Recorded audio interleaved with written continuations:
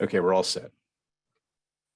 Hello, welcome everyone, and thank you for attending today's hearing. My name is Jeff G, and I am a senior actuary of the Maryland Insurance Administration. This is Maryland Insurance Administration's first regular public hearing on specific carrier rate increases for long-term care insurance in 2022. I will be the host for this hearing. Today's hearing will focus on several rate increase requests now before the MIA in the individual long-term care market. These include requests from Continental Coyote Company, proposing increase between 0% and 71%, depending upon policy form, benefit period, and automatic increase benefit rider. John Arden Life Insurance Company, proposing increase of 72.8%. Trans-America Life Insurance Company, proposing increase of 125%. In the group long-term care market, this includes requests from Continental Coyote Company, proposing increase between 83.1% and 273.2%, depending upon the standard lifetime automatic increase benefit. These requests affect about 3,715 Maryland policyholders. The purpose of the hearing is for insurance company officers to explain the reason for the rate increases, to explain the new benefit options, and for the MIA to consider whether the proposed rate increase is in compliance with Maryland's laws and regulations relating to long-term care insurance. We will also listen to comments from consumers and other interested parties. We are here to listen and ask questions of the carriers and the consumers regarding the specific rate increase requests. I would like to introduce the other member who is here with me from the insurance administration. David Cooney, who is the Associate Commissioner of the Life and Health. And Brad Boban, who is the Chief Actuary. He may join us later today. I'm going to go over a few procedures we would like to follow today. When it is time for public comments, we will, to the extent that time and the technology permit, the MIA will hear from unregistered registered participants who access the Zoom webinar platform. You can communicate with us through the chat function. With the exception of MIA staff, this hearing is not a question and answer forum. Comments from interested parties were received and reviewed in advance of this meeting. The MIA will continue to keep the record open until Tuesday, April 5th, 2022, for additional written testimony. The video of today's meeting, as well as all written testimony submitted, will be posted on the MIA's website on the long-term care page. The long-term care page can be found at the MIA website by clicking on the Consumers tab on the top of the homepage, and then clicking long-term care link. To help ensure excellent sound quality throughout the hearing, we ask that you please stay on mute unless you are speaking. Also, anytime before speaking, if you could restate your name and organization clearly, that would be a great help. Thank you. We would be asking the carriers to speak first regarding their rating requests. Carriers will be called in A to Z order. Afterwards, interested stakeholders will be invited to speak. Before I turn it to the two carriers, I would like to let everyone to know that Maryland take a very strict approach to review all the rate findings, especially for long-term care. And we are one of the most difficult states for the carriers to work with. In 2021, the MRI received and approved 18 long-term care rate findings, which impacted around 35,000 policy holders. The average increase requested was 72%, and the average approved increase was 22%. With that, our first carrier is Continental Casualty Company, and the speakers are Brad Rukush, Michael Gugig, and Dan Reese. Jeff, can I interrupt for one moment? It's Mike Gugig with Transamerica. I apologize. The three people you just mentioned are Transamerica, not Continental. Oh, sorry about that. Sorry about no worries. Ashley Kushner, yeah, the speaker. Sorry about that. Ashley. Thank you.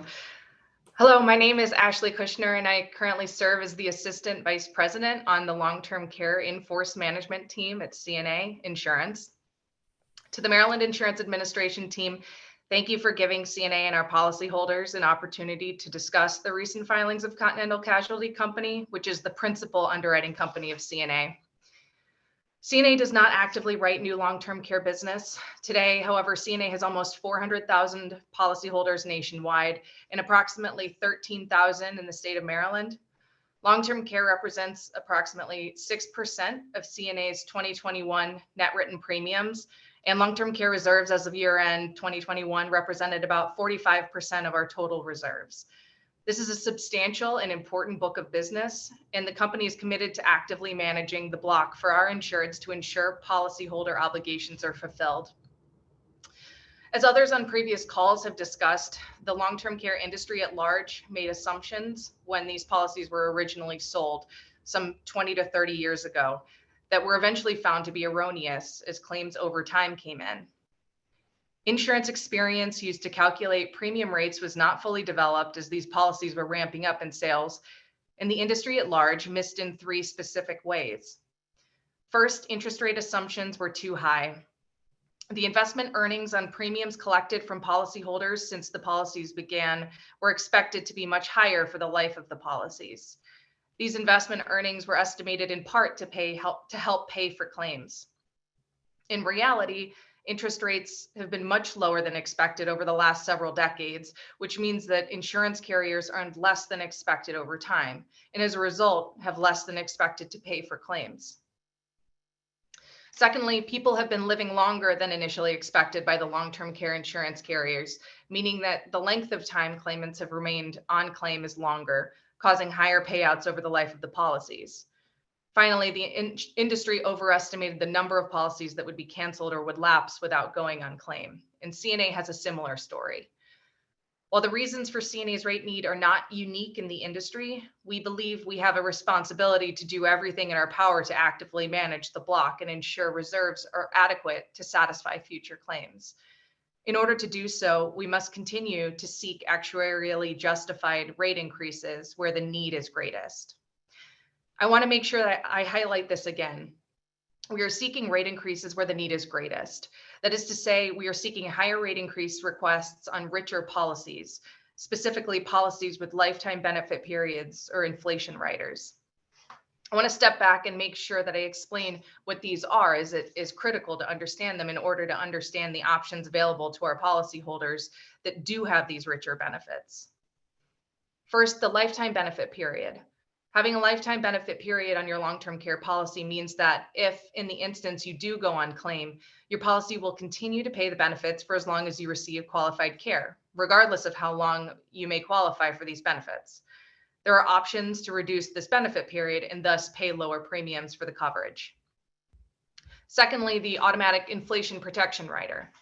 Having an inflation rider means that your daily maximum benefit dollar amount you could potentially receive in care will automatically increase, typically by 5% a year, to cover the cost of inflation. For instance, if an insured has earned 5% inflation benefits per year for the life of his or her policy, he or she may find that the benefits are sufficiently inflated at this time. In this instance, an insured may elect to drop their inflation rider and would enjoy a substantial decrease in their premiums while maintaining their amassed inflated benefits. The policyholders with lifetime benefits or inflation riders have the option to reduce their coverage to a lower benefit period or drop inflation riders, which in turn avoids the rate increase. I'll cover this again in greater detail later. Because CNA is seeking actuarially justified rate increases on policies with rich benefits, this means that about 15% of our Maryland policyholders of these products will not be receiving rate increases in this rate action. Now, on to the rate filing submissions. CNA has submitted 3 filings as part of a nationwide rate increase program on both group and individual long-term care policy forms. Again, it is our aim to seek these rate increases where the need is greatest. I'll start with our individual block. We have submitted rate increases for 4 of our products originally issued between 1990 and 2004: LTC1, Premier and Classic, Preferred Advantage, and TQ, or Tax Qualified. There are approximately 2,400 Maryland policyholders impacted by these rate increases, and the rate increases are between 15.9% and 71%, varying by benefit period and whether or not they have an inflation rider. The highest rate increases requested are on policies that have both lifetime benefits and inflation riders. The lower rate increases are on policies that have either lifetime benefits or inflation riders. And we are not seeking rate increases on individuals that do not have either. The lifetime loss ratios of these products are all currently over 100%, and in one case above 200%. A 200% lifetime loss ratio means that for every dollar of premiums collected by CNA, the company will pay out twice that in claims.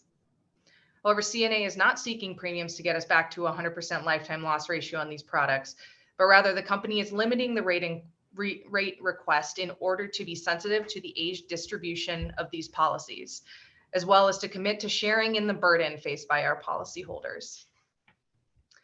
Given these lifetime loss ratios are well in excess of 100%, CNA, rather than the policyholders, will continue to absorb the vast majority of the financial burden associated with these policies going forward, including the burden of paying for the expense of administering the policies. Now moving on to our group block. For simplicity, I'll use the term policyholder in this instance to refer to the individual certificate holder of the group employer policies. We have submitted a rate increase request on our GLTC2 products sold to new employers between 1994 and 2003 in Maryland.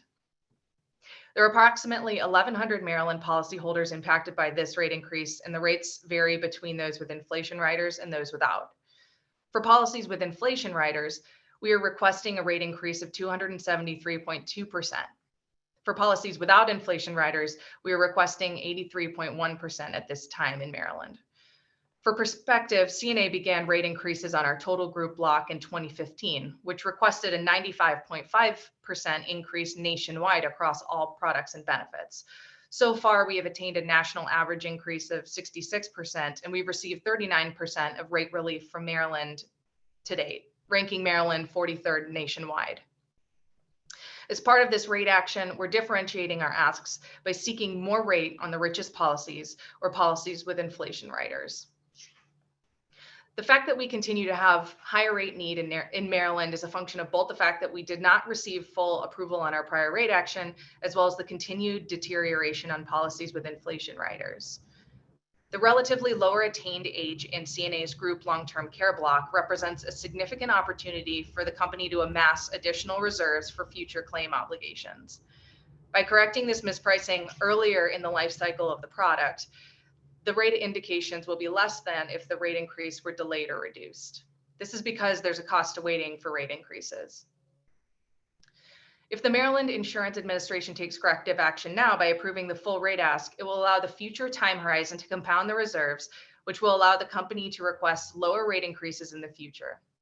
Conversely, the longer the insureds wait to pay these rate increases, the greater the magnitude of the increase, and Maryland insureds will end up paying more than nationwide. This is commonly referred to as the cost of waiting.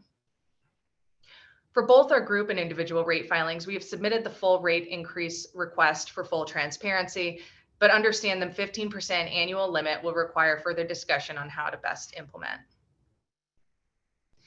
CNA understands how difficult premium increases can be for our policyholders. It's our responsibility to continue to seek rate increases that are actuarially justified and allow us to share in the burden of this business, but additionally offer a menu of alternatives to accepting a rate increase to meet our policyholders where they are in life. So say a policyholder receives one of these increases. What are the options we're proposing? Well, firstly, they can pay the rate increase and keep their existing coverage. Next, they can convert their policies to a paid up contingent non-forfeiture policy, which means they'll be able to stop paying premiums altogether, and any historical premiums they paid offset by their claims or other policy specifics can be used as a pool of money in case they require long-term care in the future. Thirdly, they can lower their current coverage in one of several different ways, as mentioned, by dropping their inflation rider or reducing lifetime benefits, or increasing their elimination periods or other options available on their policy, and reduce the impact of the rate increase. I'll again note that our insureds are able to elect coverage reductions at any time in exchange for paying lower premiums, not just when they are notified of rate increases. Lastly, we're excited to introduce a new cash surrender option. For the first time, with your approval of our filing, Maryland insureds with these policy forms will be in a position to accept a one-time cash payment and surrender their policy. Our offer is equivalent to the amount of money held by CNA to cover future expected benefit payments. It is the best we can do in terms of giving a fair valuation of the policy. If elected, the policyholder will surrender their policy and receive a lump sum payment equal to the policy reserve. As always, our policyholders have a host of choices in the face of a rate increase. We recommend that our policyholders carefully review these options as presented and call our customer service team if they have any questions. We understand that each insured has a different set of life circumstances and policy benefits, and not all options may be of equal value to an individual or to other policyholders. As always, when considering changes to coverage, we encourage our policyholders to carefully evaluate the cost of care in their respective areas and consider speaking to their families, trusted financial advisors, or tax advisors.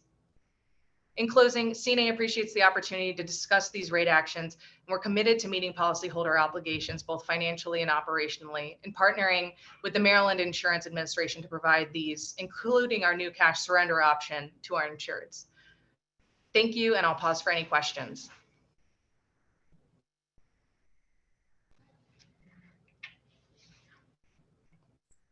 Thank you, Ashley. I see Brad is back.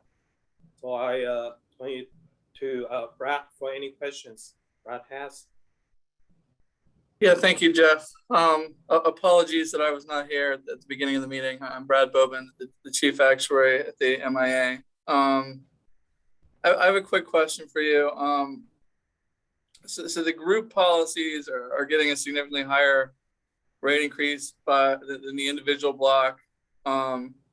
Is part of that due to loss ratio targets? You mentioned that you're targeting over 100% for the individual block. Are you targeting something closer to break even or a profit for the group blocks? Yes, for our group block, because they're earlier in the life cycle, these are lower attained ages, we are seeking closer to break even for the group insureds. All right, thank you. And you mentioned that the group only varies by inflation rider. Is that because group is mainly lifetime benefits, or you're not seeing the experience in lifetime versus limited vary as much in the group market? The group policies in general have kind of lower benefit options than the individuals policies that were originally sold. In terms of the lifetime versus non-lifetime, they were all similar. I can't recall off the top of my head right now which one it was, but I can get back to you on that. All right, thanks. And then one more question involving inflation. We've heard from members and brokers that completely dropping inflation protection is a hard sell, especially in the current environment where inflation is, at 40-year highs. Have you given any consideration to creating an inflation option somewhere between 5 and 0 as a more palatable place for members to buy down and still maintain some level of inflation protection, but a more affordable one?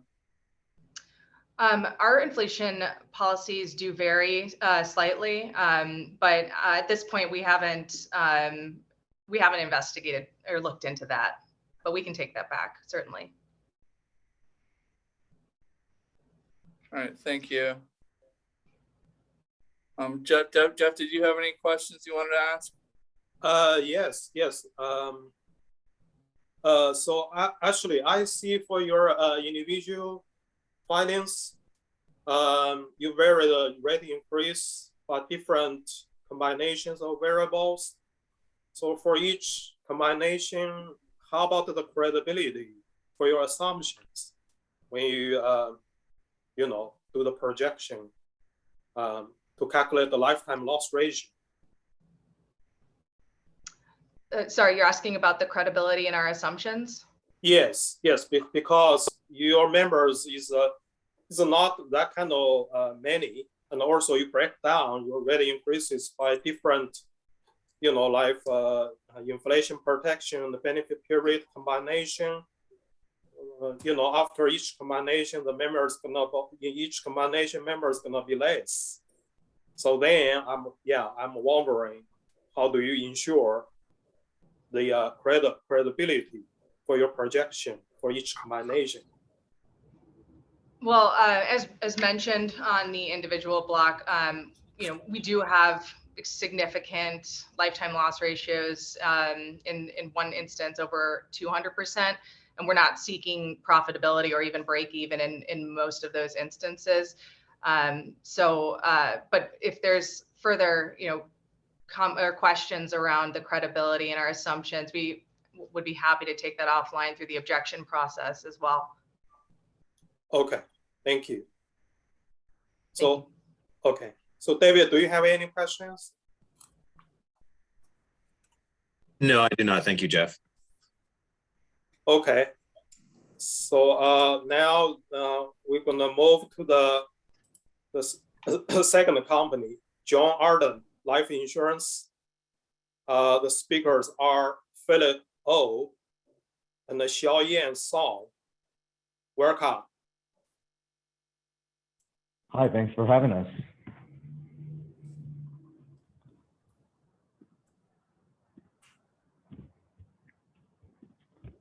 Okay, so I'll just go into the reason we're going for a rate increase on this John Arden block of business.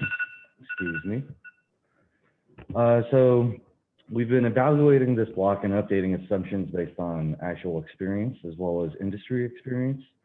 We're doing a rate increase on the policy forms, the J5762 and the J5875. So as we've been updating the projected the assumptions, we noticed that the projected experience is now worse than what originally price assumptions were projecting. The combined effect of updating the lapse, mortality, and morbidity assumptions to better reflect the actual experience as well as the industry experience resulted in the need for a rate increase.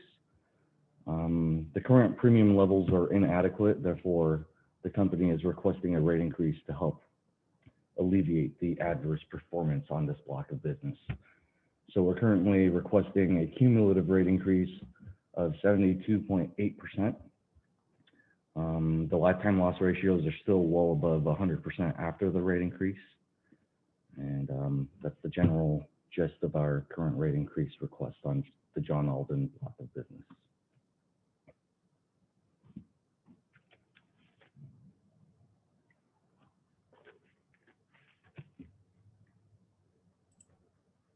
So thank you, Mr. O. So Ms. Song, do you have any comments to add? I'm okay.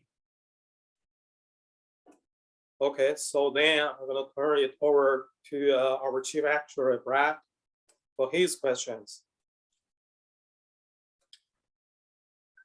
So just so I understand correctly, you're asking for a flat increase across your entire book of business. Have you looked at the experience by, lifetime versus limited, or inflation versus non-inflation, and do the loss ratios justify an increase for all subgroups of members, or have you just not looked at things that way and you've just looked at things in the aggregate and judged things based on the aggregate loss ratio? So the request is based on the aggregate experience, but if you would like us to provide projections with those subgroups, we can easily provide them for you. But we're asking for the same rate increase across all states nationwide to be the same across all policies, excuse me. All right, thank you. And is there also options being presented to the policyholders to be able to reduce their benefits, or anything analogous to the cash surrender that was mentioned with the first company, that the consumers are going to be able to make a choice between this increase and alternatives? We do not plan to offer a cash surrender value at the moment, but let's say for policies without non-forfeiture, they'll be given a non-payment option, which is analogous to a CBOL option. But there are other ways that they could reduce the impact, is to maybe drop their DBA, lower the benefit period, remove some of the riders, things like that. And we provide letters that provide them a summary of all the options that they have. All right, so the renewal increase letter, we'll briefly talk about the options they have and give them a phone number where they can call if they want to discuss more details about those options. Exactly. All right, great. Thank you. And can you say again when these policies were sold that are getting these increases? Yeah, sure. For the J5762, they were issued between 92 and 1996. For J5875, they were issued from 1996 to 1999. And these years are for Maryland policies only. All right, thank you very much. And I've got that you've got 59 policyholders. So I'm assuming you based these increases on the national experience. And you said you're seeking the same increase, across all the states that you're doing business in. So this isn't specific to any Maryland experience. Is that an accurate characterization? Yes, that is correct. All right, thank you. Jeff, did you have any additional questions? Yes. We we see several companies willing to convert their policies from guaranteed renewable to non-cancelable. And then, so we are wondering, since this block, these two forms are pretty old, as you mentioned. So is there a way you can consider to convert your policy to non-cancelable too? Any conditions? I don't think we have those plans to make them non-can. But I don't know if this will help you guys maybe agree to it, but in my certification, I say that we would only ask for additional rate increases if let me pull up the certification. If the fully requested rate increase is approved, then we wouldn't ask for another rate increase unless nationwide lifetime loss ratios become less than, nationwide lifetime loss ratios become less than 115% combined across both policy forms.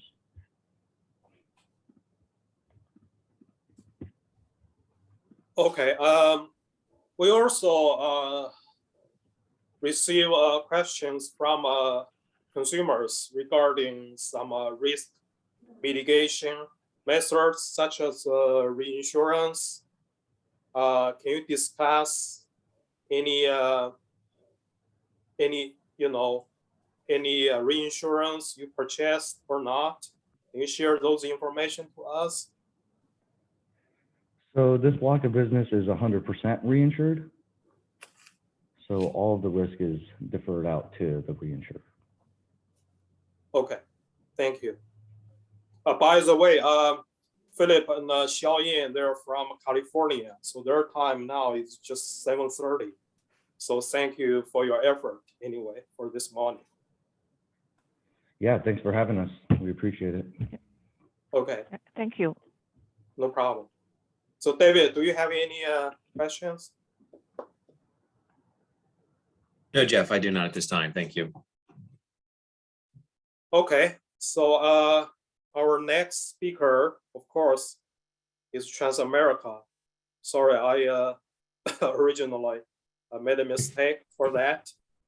So the speakers are Brad Rukush, Michael Gugick, and Dan Rees. So welcome. Thank you, Jeff, very much. And thank you to the team. My name is Mike Gugig. I'm a vice president at Transamerica and senior director of state government relations. We want to thank the MIA for inviting us to participate in the hearing today. We have heard Commissioner Bahrain in the past talk about the need for transparency in rate increase requests, and we completely agree that hearings like this promote transparency in a quite effective way, and we're happy to participate today. With me today are two of my colleagues, as you mentioned, Jeff. Brad Rokosh is here. He is our lead LTC actuary. Also have Dan Rees here, who is our lead LTC attorney. Dan also has the benefit of having a historical background with the company that gives him probably the most historical knowledge. And just in case you had any questions going back a long way, we wanted to make sure we would have that resource for you. So Brad and Dan will jump in on some substantive questions should you have them after the presentation. We have one filing to discuss with you today. Filing consists of 4 legacy policy forms written by Transamerica Premier Life Insurance Company. The rate increase would affect 135 policies with annual in-force premium of approximately $313,000. The policy forms have issue dates from 1999 to 2004 in Maryland. We are seeking 125% rate increase on these forms, but given the statutory cap in Maryland, we would ask that it be spread over 15% a year so that we can comply with your statutory cap. I'd like to share a number of thoughts regarding the filing, the long-term care industry and Transamerica's involvement with the industry. While it may seem a long time since many of our policyholders bought these policies in the early 2000s, when this business was started, it was a very young industry. It was very limited in data, and companies and consultants alike worked to try to determine best estimate assumptions from all the data available to price a product that would give us the best starting place for a guaranteed renewable policy form way back all those years ago. Today, the story is quite different. We have data into later and later durations, along with more regular experience studies, increasing our confidence in what we're asking for here. At Transamerica, we perform experience studies on an annual basis, and those studies cover mortality, lapses, and morbidity. Our observation over the years, much like our peers in the industry, has been more people living to older ages where long-term care claims are more common, and then those claims are lasting a longer period of time once they get there. We are committed to providing our policyholders with alternatives to rate increases where possible, because of our understanding of the value of these policies. And we fully understand the inconvenience and potential challenges that these rate increases can present for our policyholders. Our primary concern for us is that we have the premium flow both now and in the future to allow us to keep our promises to our customers and pay every qualified claim. We believe in clear communications with our policyholders, describing the need for the rate increase. We also need to provide flexibility and options for the people to react to the rate increase. And we do offer a whole slate of potential benefit reduction options or benefit changes that our policyholders can take advantage of to try to reduce or eliminate entirely the rate increase. In addition, when we send out our rate increase premium notice, we obviously have a letter, we have an FAQ document, and we've got a quote sheet. That quote sheet sets forth 3 or 4 easy changes that they can make essentially by checking a box. We try and make the ability to reduce rates as simple, to accept reduced benefits as simple as possible for the policyholder. The quote sheet does not include every potential benefit reduction. It only includes the most popular ones, but we do provide a toll-free number. We provide a website that can be interactive, where our policyholders can actually look at the cost of care in a particular part of the country, and also adjust their benefits to see what happens to the rate. And they can do that in real time on our website. And we think that's a valuable tool for our policyholders. Of course, they can call our customer service team anytime and get more detailed information on all of the benefit options that we are offering. We are offering a cash surrender option in this filing. Probably makes sense to talk about that through the objection process and in conversations with the MIA. It's a bit more complicated than the CNA one, about which we heard a little bit ago. So once again, let me thank you for inviting us to participate in the hearing. We greatly appreciate the opportunity and stand ready to answer your questions. Let me say that more precisely. Brad and Dan stand ready to answer your questions. So Jeff, with that, we'll be happy to answer whatever you've got. Okay, thank you, Mr. Kuge. So Brad, do you have any questions? No, I think. Our I did that twice. I apologize. So yeah, Mr. Boban. Thanks, Jeff. Yeah, I think I have a similar question as with John. So you're asking for a flat 125% increase on the whole block of business. I understand that the Maryland block by itself isn't necessarily credible, but on a nationwide basis, have you looked at your experience for different subsegments? And for instance, do people with limited benefits and no inflation really need this 125%, or could the increases be targeted more towards those with the richer benefits?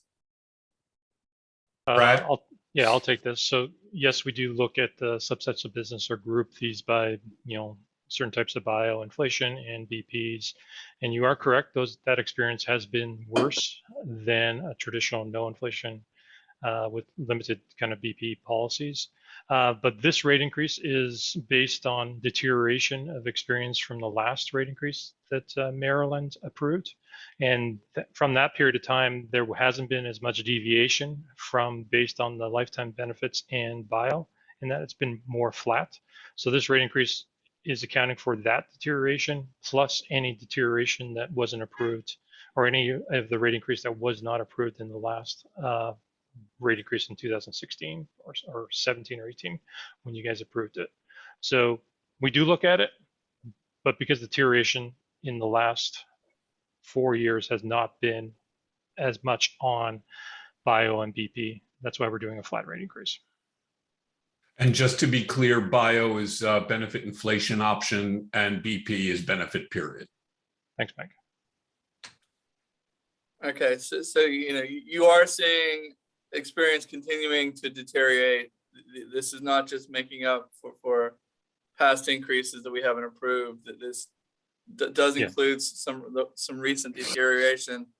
So I'm assuming you're going to continue to monitor the block, and that if things continue to deteriorate in the future, you would file for an additional increase. Do you have any threshold on what level of, you know, worsening of experience you don't have to see in the future? You know, if we approve this full increase, what would your plans in the future be? You know, at what point would you file for an additional increase?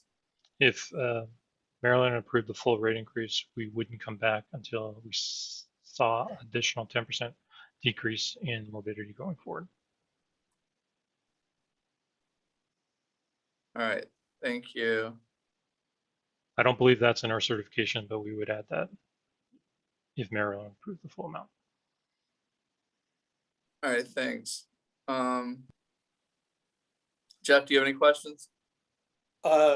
Yes, I have some similar questions. So again, is there any condition you are willing to convert this legacy policy to non-cancelable? Not for this block. Due to the age of this block, I think it's mostly issue years, as Mike mentioned, 1999 to 2004. So they are old, but they're not our more old extreme block. So they've been old and been in force around 20 something years. So not for this block, just because of there could be future deterioration down the road. Okay. I received a question from audience. So ask, can you, so they are interested in the training your customer service teams receive to enable them to assist elderly older policyholders. So can you share some lights? Maybe I'll jump in, and then Dan, if you can fill in the gaps a little bit on that one if I miss anything. We've got a dedicated customer service team that is specifically trained on long-term care rate increases, dealing with our policyholders, not only our elderly policyholders, which the question I think rightly identifies, but also with family members. Many times, for better or worse, it's usually the daughter or daughter-in-law will end up getting on the phone with us and want to be able to go through the options so they can help mom or their mother-in-law make an appropriate decision. But yes, they are specifically trained on these issues. And the folks on our LTC customer service team are a dedicated group. So that's really all they do. Dan, did I hit that about right?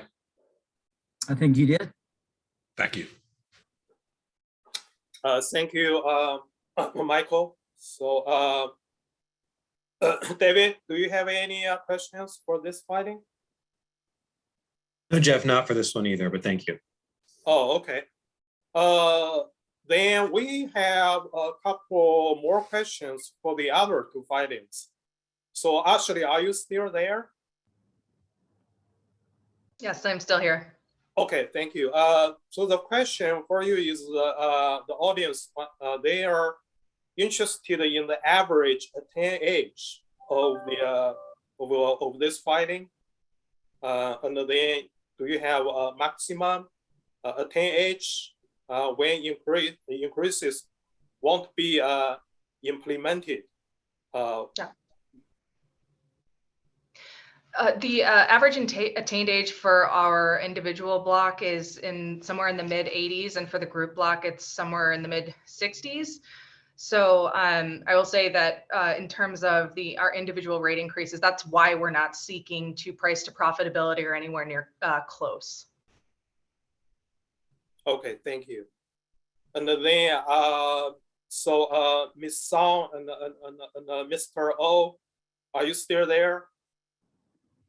Yes. Yes, we're here. Yeah. I would need a we're- few minutes to look up the attained age, just FYI.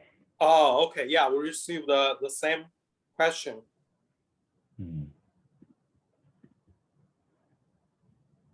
I'll get back to you on that, but to answer the question about the customer service teams, John Alden has the same thing where the people are trained specifically for LTC, so they're all specialized in that as well. Okay, thank you. So yeah, that's the for all the three companies. So Greg, do we receive any unregistered speakers want to speak today? I am not seeing any other questions in the chat or any requests. Okay, so so I think with that, this will bring today's hearing to a close. So again, the MI will continue to keep the record open until Tuesday, next Tuesday, April 5th, 2022, for additional written testimony. The video of today's meeting, as well as all written testimony submitted, will be posted on the MI's website on the long-term care page. So thanks everyone for attending today's hearing, and enjoy the rest of the day. Thank you. Thank you. Thank you to the MIA and team. Thank you.